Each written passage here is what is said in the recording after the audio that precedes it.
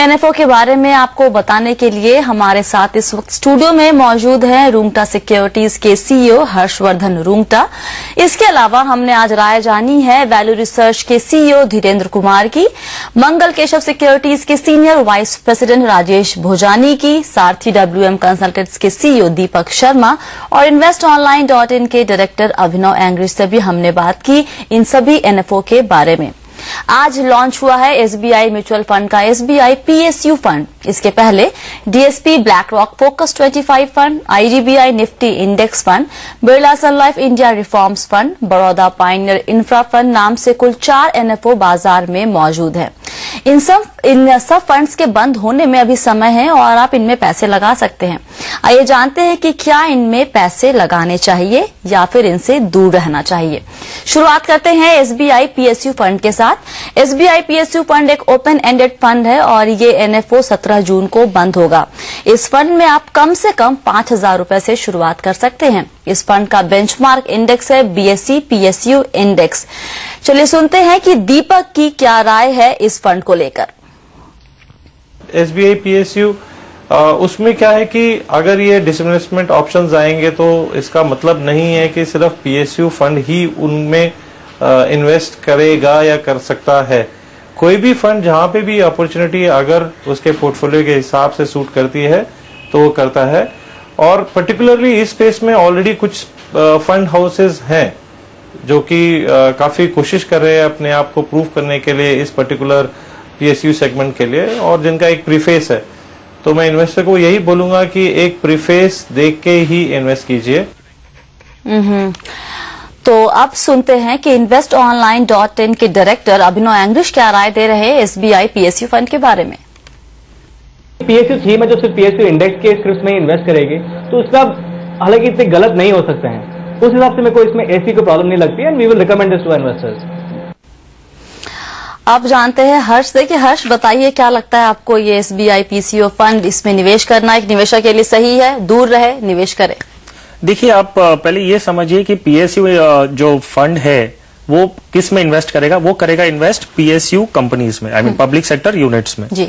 So public sector units जो हैं वो अनडाउटेबली लार्ज हैं, उनके डोमिनेंट पोजीशंस हैं and they have created value. Right. तो वैल्यू क्रिएट कर रहे हैं। अब आता है कि हम ये पीएसयू की जो कंपनीज में निवेश करना है वो हम म्यूचुअल फंड के द्वारा जो इन्वेस्ट करते हैं वो एक डेडिकेटेड पीएसयू फंड लें कि नहीं लें। मेरी राय में वैसा कोई जरूरी नहीं है कि आप एक स्पेसिफिक पीएसयू फंड में इन्वेस्ट करें जो जाके पब्लिक सेक्टर यूनिट्स में इन्वेस्ट करेगा। आप अगर एक डाइवर्सिफाइड इक्विटी फंड लेते हैं तो वो भी आपके पीएसयूज में इन्वेस्ट करते हैं। तो आई थिंक कोई स्पेसिफिक लेके कोई बहुत ज्यादा मीनिंग नहीं है। दूसरी बात यह है कि अभी रिसेंटली जो डिसइन्वेस्टमेंट हुए थे एनएचपीसी वगैरह जो कंपनीज हैं, अगर पीएसयू फंड है तो डेडिकेटेडली वो कोशिश करेगा उसमें जरूर से पार्टिसिपेट करे। और NHPC I think has been very aggressively priced, तो उन्होंने निवेशकों को काफी नुकसान रिसेंट टाइम्स में दिया है। तो मेरे हिसाब से आई डोंट थिंक कि आप उसको बहुत फोकस में रखें। और मतलब ये कि पोर्टफोलियो में अगर आपके पास सफिशिएंट फंड ऑलरेडी है तो ऐड करने की जरूरत है नहीं है। ये सही है कि अगर आपके पोर्टफोलियो में अगर डाइवर्सिफाइड इक्विटी फंड बहुत ज्यादा है, जो बहुत ज्यादा इज अ कंपैरेटिव कि आप कभी फील नहीं करेंगे कि बहुत ज्यादा है, बट आप अगर एक्सपोजर है आपके डाइवर्सिफाइड इक्विटी फंड में, आप वो थोड़ा रिस्क लेना चाहते हैं तो शायद कंसिडर कर सकते हैं। बट हालांकि I will say that avoid, जहां तक हो सके आप अवॉइड करें। ऑलराइट, तो हर्ष की तरफ से भी एसबीआई पीएसयू फंड को नो। अब सुनते हैं कि धीरेन्द्र कुमार की क्या राय है एसबीआई पीएसयू फंड के बारे में। एसबीआई का पीएसयू फंड, मुझे लगता है कि ये एक ऐसा फंड है जो पीएसयू से खासा फायदा तब होता है जब पीएसयू नहीं रहता, उसके होने की उम्मीद नहीं है। तो इस वजह से मुझे लगता है कि पीएसयू फंड काफी मीडियोकर स्टोरी भी हो सकता है। पीएसयू के बारे में काफी चर्चा है, पीएसयू डिसइन्वेस्टमेंट के बारे में काफी चर्चा है, पर ये कोई नया कहानी नहीं है। 20 साल से डिसइन्वेस्टमेंट चल रहा है और डिसइन्वेस्टमेंट से फायदा तभी हुआ है जब डिसइन्वेस्टमेंट कंपनी को बेचा गया हो, जब सीएमसी को बेचा गया, बीएसएनएल को बेचा गया, हिंदुस्तान जिंक, नाल्को को बेचा गया। अगर कंपनी के ओनरशिप में मामूली सा बदलाव आता है और पीएसयू नहीं बदलता है, पीएसयू ही रहता है, तो निवेशकों को खास फायदा नहीं होता। तो धीरेन्द्र ने भी इसे मना कर दिया, उनकी राय में भी इसमें निवेश करना बहुत समझदारी का काम नहीं है। अब सुनते हैं कि राजेश भोजानी क्या कहते हैं इस फंड के बारे में। हमने देखा है पास्ट में ये PSU जैसी थीम में कोई पर्टिकुलर एडवांटेज नहीं रहता है, इसलिए ये एक सेक्टर फंड ही कह सकते हैं। और इन PSU एज अ सेक्टर में काफी रिस्ट्रिक्टेड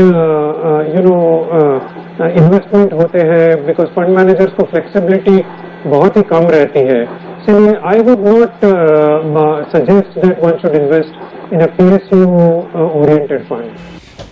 तो ये थे हमारे 5 एक्सपर्ट की राय। आइए देखते हैं कि हमारे एक्सपर्ट की रिकमेंडेशन क्या थी। एक समरी आपके लिए हम लेकर आते हैं, दिखाते हैं आपको। SBI PSU फंड पर हमारे जो जितने भी एक्सपर्ट थे उनकी राय आपको हम दिखा रहे हैं। अभी आप देखिए, भुजानी सर ने कहा दिया कि नहीं, अच्छा फंड मतलब फंड में निवेश करना जरूरी नहीं है इस वक्त। अगर हम धीरेन्द्र कुमार जी की बात सुने तो उन्होंने भी इसको मना किया है कि इस फंड में निवेश करना कोई समझदारी का काम नहीं होगा। अभिनव एंग्लिश काफी बुलिश है इस फंड को लेकर, SBI PSU फंड को, उसको वो टिक मार्क देते हैं। और दीपक शर्मा को भी ये फंड काफी पसंद आ रहा है, ये थीम पसंद आ रही है। लेकिन हर्षवर्धन रुंगटा जो हमारे साथ स्टूडियो में मौजूद है, उनके लिए भी उन्हें भी लगता है कि इस फंड में निवेश करना कोई बहुत जरूरी नहीं है। Welcome back. आपको हम बता रहे हैं कि बाजार में एक बार फिर से ढेर सारे NFO आ गए हैं और इसलिए हमने ये जरूरी समझा कि आपको बताएं कि कौन सा फंड है आपके लिए बेहतर। और इसके लिए हमने 5 एक्सपर्ट से बाजार में मौजूद हर NFO पर राय ली है। हमारे साथ हमने बात की है रुंगटा सिक्योरिटीज के CEO हर्षवर्धन रुंगटा से, वैल्यू रिसर्च के CEO धीरेन्द्र कुमार से, मंगल केशव सिक्योरिटीज के सीनियर वाइस प्रेसिडेंट राजेश भुजानी, सारथी WM कंसल्टेंट्स के CEO दीपक शर्मा और investonline.in के डायरेक्टर अभिनव एंग्लिश से। अब बात करते हैं हम DSP ब्लैक रॉक के नए फंड के बारे में। DSP black rock focus 25 fund, ये एक NFO आया है जो एक open ended equity growth scheme है।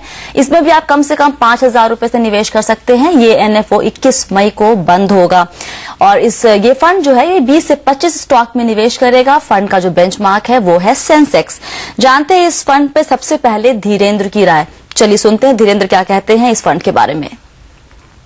DSP ब्लैक रॉक फोकस 25 एक इम्प्रेसिव फंड हो सकता है, क्योंकि उसके 2-3 कारण हैं। एक तो कि ये थोड़ा कॉन्सेंट्रेटेड फंड होगा। DSP ब्लैक रॉक एक इम्प्रेसिव इक्विटी फंड मैनेजर है और यहाँ पे ये कहा जा रहा है कि हमारे 25 अच्छे बेट्स इस फंड में होंगे। तो अगर पुराने फंड के हिस्ट्री पे जाएं तो चूंकि ब्लैक रॉक इतना इम्प्रेसिव इक्विटी फंड मैनेजर है और उसके अगर 25 अच्छे बेट्स डाइवर्सिफाइड पोर्टफोलियो में अगर आपको मिलता है तो ये एक प्रॉमिसिंग चीज हो सकता है। हर्ष, धीरेन्द्र ने तो इसको टिक मार्क दे दिया, आपको क्या लगता है कैसा फंड है, ये निवेश करना चाहिए? वेल, मैं काफी हद तक धीरेन्द्र से सहमत हूं।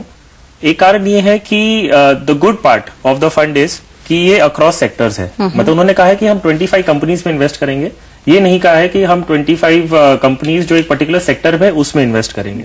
तो निवेशकों के लिए आई थिंक दिस इज एक डाइवर्सिफाइड फंड की तरह ही है। सिर्फ एक चीज है कि वो 25 स्टॉक्स चूज करेंगे, जो भी मेरे हिसाब से ठीक है। आई मीन इट इज ऐसा कुछ भी नहीं है कि 25 stocks is not good enough. खाली एक जो नॉट सो गुड जो फीचर है इसके बारे में वो ये है कि एक परसेप्शन है कि ये कॉन्सेंट्रेटेड पोर्टफोलियो है। ओके, बट आप उसको नजरअंदाज कर सकते हैं एंड आप इसमें इन्वेस्ट करने का सोच सकते हैं। ऑलराइट, तो हर्ष की तरफ से भी गो अहेड। अगला अब हम सुनते हैं कि दीपक का क्या कहना है इस फंड के बारे में, इस DSP black rock focus 25 fund के बारे में। फंड मैनेजर के लिए BSE 200 एक यूनिवर्स डिसाइडेड है और उसमें से किसी भी टाइम पे वो 25 स्टॉक में ही इन्वेस्ट करेंगे। तो एक बहुत ही फोकस इन्वेस्टर जिसको बहुत ज्यादा डाइवर्सिफाइड स्टॉक में नहीं चाहिए पोर्टफोलियो, तो ये एकदम सुटेबल पोर्टफोलियो है। नहीं, हम ये फंड एक्चुअली रिकमेंड करते हैं, जैसे मैंने बताया प्राइमरीली क्योंकि जो फोकस है उसके हिसाब से एक इंटरेस्टिंग थीम है और हमको फंड मैनेजर पे और ये DSP black rock fund house पे भी काफी कॉन्फिडेंस है। तो अभी तक तो चारों एक्सपर्ट ने इसे गो अहेड दिया, सभी ने टिक मार्क दिया है। आइए सुनते हैं आपकी मंगल केशव सिक्योरिटीज के राजेश भुजानी इसके बारे में क्या कहते हैं। ये एक बहुत ही फोकस्ड फंड है। कई बार हम देख रहे हैं कि कुछ डिवर्सिफाइड इक्विटी फंड्स 100 से भी ज्यादा स्टॉक्स में पैसे डालते हैं। तो ऐसे फंडों में ऐसा होता है कि उनको इंडेक्स को आउट परफॉर्म करना बहुत ही मुश्किल होता है। इसीलिए एक फोकस्ड स्ट्रैटेजी अक्सर बहुत अच्छी रहती है। राजेश की तरफ से भी इसे टिक मार्क, मतलब हमारे सभी एक्सपर्ट ने DSP BlackRock focus 25 fund को फुल मार्क्स दिए हैं। गो अहेड, चाहे वो राजेश भुजानी हो या फिर धीरेन्द्र या फिर हर्षवर्धन रूंगटा, अभिनव एंग्रिश या फिर राजेश भुजानी, सभी ने दिया है। दीपक शर्मा ने भी दिया है टिक मार्क, मतलब full marks DSP BlackRock focus 25 fund को। अब बात करते हैं एक दूसरे एनएफओ की, आईडीबीआई निफ्टी इंडेक्स फंड के बारे में अब हम बात करते हैं। ये एक ओपन एंडेड इक्विटी फंड है और इसका एनएफओ बंद होगा 31 मई को। इसमें भी कम से कम 5,000 रुपए से निवेश की शुरुआत की जा सकती है और इस फंड का बेंचमार्क होगा निफ्टी। इस पर क्या राय है बाकी हमारे एक्सपर्ट्स की? शुरुआत करते हैं राजेश से, जानते हैं कि उनकी क्या राय है आईडीबीआई निफ्टी इंडेक्स फंड पर। आई थिंक इंडेक्स फंड्स जो है वो रिटेल इन्वेस्टर्स के लिए नहीं है, वो बहुत कुछ इंस्टीट्यूशनल फोकस से बनाए जाते हैं। चलिए लेते हैं अगले एक्सपर्ट की राय। अब हम सुनते हैं कि अभिनव क्या कहते हैं आईडीबीआई निफ्टी इंडेक्स फंड के बारे में। एग्जैक्टली, बिकॉज जी मैं ये नहीं कह रहा हूँ कि पास्ट परफॉर्मेंस से ये फंड को परफॉर्मेंस में फर्क पड़ेगा, बट ऐसा नया थीम में ऐसा क्या है जो मैं एग्जिस्टिंग फंड्स के साथ नहीं जाऊं, जिनका प्रूवन ट्रैक रिकॉर्ड भी है। तो ये फंड में मेरे को ऐसा कोई स्पेसिफिक रीजन नहीं दिख रहा है, जो मेरे को दूसरे निफ्टी बेस्ड इंडेक्स फंड जैसे मैंने कहा, ये बड़े बेसिक थीम्स होते हैं जो कोई भी इन्वेस्टर देख रहा है कि अगर आज एक इंडेक्स एक्स लेवल पे एक्स से वाई जा रहा है, जो रिटर्न आ रहा है वही इस पर रिटर्न आने वाला है। तो इसमें कोई रॉकेट साइंस नहीं है। अभिनव के मुताबिक कुछ नया नहीं है। चलिए एक बार फिर से हम सुनते हैं पहले कि राजेश क्या कहते हैं इस फंड के बारे में। ये बाकी इंडेक्स फंड से अलग नहीं होगा। It will be like any other Nifty fund and कुछ इंडेक्स फंड्स ETFs होते हैं जो एक्सचेंज ट्रेडेड होते हैं, जो आप एक्सचेंज पे खरीद सकते हो, लेकिन ये एक ओपन एंडेड फॉर्मेट है और ये ओपन एंडेड फॉर्मेट में ऑपरेट होगा। उसमें कोई जो भी दूसरे निफ्टी फंड्स और इनके परफॉर्मेंस में कोई फर्क होने के चांसेस नहीं है। हर्ष, जैसे दो एक्सपर्ट ने कहा कि नया क्या है इसमें, क्या लगता है आपको कुछ नया है? देखिए स्वाति, इसमें एक चीज आपको देखना होगा कि यस एग्जिस्टिंग फंड्स हैं हमारे म्यूचुअल फंड इंडस्ट्री में ऑलरेडी। HDFC का इंडेक्स फंड है, फ्रैंकलिन टेम्पल्टन का इंडेक्स फंड है। आपको ये चीज ध्यान रखनी है कि हर फंड कभी ना कभी एक नया फंड था। सिर्फ उसे अपने देखें कि न्यू फंड है तो नया कुछ भी नहीं है तो हम उसे कंप्लीटली डिसरिगार्ड कर दें, I think it is not right. आपको ये देखना है कि पहले इंडेक्स फंड है क्या, फिर उसमें देखें कि आप किस में से चूज करते हैं। इंडेक्स फंड वो है जो आप डायरेक्टली मार्केट में जो बेंचमार्क सेंसेक्स या निफ्टी है उसके स्टॉक्स को वो रेप्लिकेट करता है। अगर और इंटरनेशनली ये स्टेटिस्टिक्स है कि जो मैच्योर्ड मार्केट्स हैं, इंटरनेशनली जो मैच्योर्ड मार्केट्स हैं, उनमें ये स्टेटिस्टिक्स है कि अगर हम लंबे अरसे का वक्त देखें, अगर हम रियली लॉन्ग टर्म देखें, 10 to 20 ईयर्स का स्टेटिस्टिक्स देखें, तो उसमें यह है कि not more than 10% of fund managers internationally have been able to beat the returns which a Sensex or a Nifty or an index has given. Right. अगर वो सच है तो we are heading towards a matured market in India as well. तो why not an index fund? All right. हर्ष की तरफ से index fund क्यों नहीं, जरूर इसमें निवेश करना चाहिए। अब सुन लेते हैं कि धीरेन्द्र क्या कहते हैं इस इंडेक्स फंड के बारे में। इंडेक्स फंड को चलाना हालांकि लगता है कि बड़ा आसान होगा, लेकिन अधिकतर भारतीय इंडेक्स फंड इंडेक्स को अच्छी तरह रेप्लिकेट नहीं कर पाते हैं। ढंग से नहीं चलाने के कई कारण हैं। एक तो जिससे पैसा आता या जाता है, दूसरा मुझे लगता है कि डेरिवेटिव्स के जरिए इंडेक्स को रेप्लिकेट करना ये कामयाब नहीं रहा है। तो यहाँ पे चूंकि आईडीबीआई का फोकस होगा इक्विटी फंड, पहला इक्विटी फंड एक इंडेक्स फंड, तो मुझे लगता है यहाँ ये एक प्रॉमिसिंग अपॉर्चुनिटी हो सकता है। चलिए, 3 एक्सपर्ट ने इसे कहा कि ये निवेश के लिए सही नहीं है, 2 ने कहा सही है। चलिए देख लेते हैं किन किन एक्सपर्ट ने क्या क्या राय दी है। राजेश भुजानी ने इसे कहा कि सही नहीं है, इसे मना किया इसमें निवेश करने से। आगे धीरेन्द्र कुमार को ये फंड अच्छा लग रहा है, इसमें निवेश कर सकते हैं, जबकि अभिनव एंग्रिश को भी ये फंड कुछ खास पसंद नहीं आया। दीपक शर्मा को भी ये फंड में कुछ नया नहीं दिख रहा है, लेकिन हर्षवर्धन रूंगटा काफी बुलिश हैं इस फंड को लेते हैं एक ब्रेक के बाद कुछ और एनएफओ के बारे में हम बात करेंगे। आप बने रहिए CNBC आवाज के साथ।